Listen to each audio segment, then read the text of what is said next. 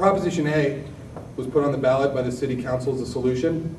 It's going to provide about $30 million a year. The CLA just came out with a number of $28 million a year for programs. That's more than double what's currently spent by the Gang Reduction and Youth Development Department out of City Hall. That money's only going to go to programs with a proven track record of success. Examples are LA's Best, an after-school program that's in over 180 schools. It's nationally acclaimed. Department of Justice study shows that kids who graduate from it are 30% less likely to be involved in gangs, to get in trouble, to be arrested. It comes from a $3 a month parcel tax, and which is one building, one home, $3 a month, and there are exemptions for senior citizens and for qualifying low-income property owners.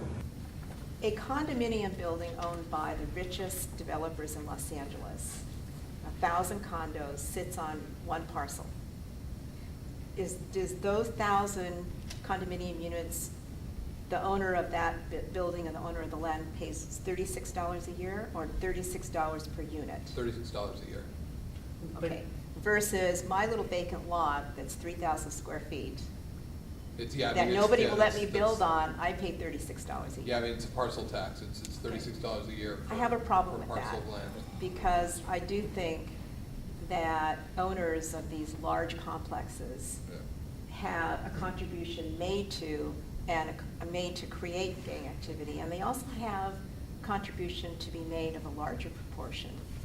The Mayor of Los Angeles presented on April 18th of 2007 his gang reduction strategy, and all of this is available at the mayor's website. And for the year of 2007, it included $168 million to fund the more than 47 gang intervention and prevention programs that are doing business with the city of Los Angeles. And many of them are very sound, professional, credible programs. Some of them aren't. How do you know if a particular gang intervention program is working? But if we look to the mayor's 2008 program, it's been altered a little, because now it addresses, the title is 2008 Gang and Gun Violence. And so what the mayor has done, now that he is assuming the role of leadership with the gang violence, and now has all of the resources which he's had since he's been in office and since taken over with the new gang czar, and now looking at $30 million a month, what he has done, he has expanded his scope of what he is targeting. Now, addressed, because the sheriff did have the courage to step forward and acknowledge that there were Hispanic gangs getting directives from the prisons with specific instructions to target African Americans as a strategy for the drug trade. Now, the mayor of Los Angeles and the chief of police have denied that vehemently. The city's current budget for gang reduction and youth development is $24 million for the past year, and that's really, I think, the number we're talking about is the $24 million, and this would be another 28. So I just wanted to clear up that.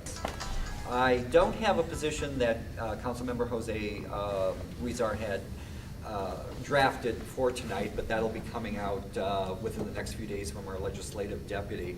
But I am here tonight just to state that the council member is very much in support of this measure. So if Jeff Carr will return a phone call, I've tried for over a year. I've looked him in the eye at a public meeting. Please call me. Why isn't the mayor here? So If I go there, they'll put me down. They'll throw me out. If I go to the mayor, they throw me out. They throw me out of city council. They throw people out for asking questions. This is America.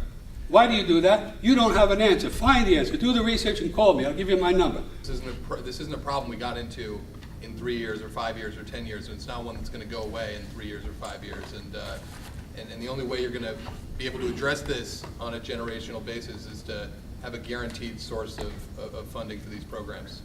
It says, rehabilitate, don't incarcerate. That's your answer. We can't incarcerate our way out of the problem. Millions of people, millions of young people, including my granddaughter, who's dropping out of school because she's being recruited into a gang. I've been to funerals. Please, help me. I don't want to go to my granddaughter's funeral. So my question would be, you mentioned, David, about the mayor. I wanted you to go over that just one more time about the mayor when he wanting to control the purchase of a particular caliber of gun. 50 caliber? 50 caliber. Is it only a 50 caliber? And if so, does this mean that, I mean, I'm not quite sure exactly what he wants to do there. Does he want to keep 50 caliber guns out of the hands of the gang member criminals, or is he trying to keep it out of the hands of all people, meaning citizens as well, because to defend themselves against criminals? You know, that really is separate from the gun control issue. And again, this was really intended to be a specific, focused attempt to enhance the city's ability to keep kids out of gangs. Chief Bratton, who's had had a good year in terms of his numbers. It's the safest summer in the city since 1967. He said we can't arrest our way out of the gang problem. If Proposition 6, because I noticed that a lot of the people who are, not everyone, but a lot of people who are supporting this Measure A are against Proposition 6. Right. So But, what I'm, Sheriff Baca, he supports both. And, right, he does, but Right. I mean, I'm trying to. For the Police Protective League as well. Okay, so if Proposition, the question is, if Proposition, in your opinion, if Proposition 6 were to pass, would Measure A be necessary even? Proposition 6 focuses a lot more on the enforcement side of things, and this proposition focuses a lot more on the prevention and intervention side of things. And I don't think that the prevention and intervention impact of Proposition 6 would come close to matching what Proposition A would do on that issue specifically in the case of the city. We just had the second trash fee increase that was for anti-gang activities. Wait, that was for hiring police. That was for police, hiring right, yeah. police, but it had to do with anti-gang stuff. And Right. so you all know, somebody has provided a copy of the controller's report on what happened there. Somebody is going to look at the strategic plan for expenditure of funds in, quote, targeted areas. And I reiterate what was said previously. None of the gang programs now in place or the grants now made by the mayor's office are targeted to Drew Astara. Right now, I believe, I'm not completely sure, but I believe that employment is one of the factors evaluated by Jeff Carr. I mean, Jeff Carr's only in his first year now. This is his first, this $24 million he spent for the current year is his first year. It's his first year as gang czar, and that would be one that would be covered by, or that would be one of the variables used to measure the effectiveness of programs receiving Prop A money. I think definitely part of the idea behind Prop A is that some of this money will go to apprenticeship programs, job training programs, and that be that's the idea of how to address people who are older than the elementary school, the after school, the kids that are trying to be protected through after school programs. The idea of a majority of voters, say in this city, who probably do not own property, the majority in the sense, but of course I don't have the statistics on that, but I would assume that the majority of voters are probably not property owners, probably a small amount of people are property owners.